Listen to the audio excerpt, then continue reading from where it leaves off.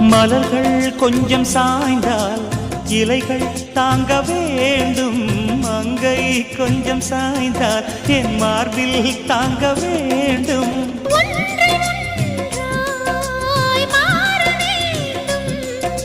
உன்னில் என்னை தேட வேண்டும்.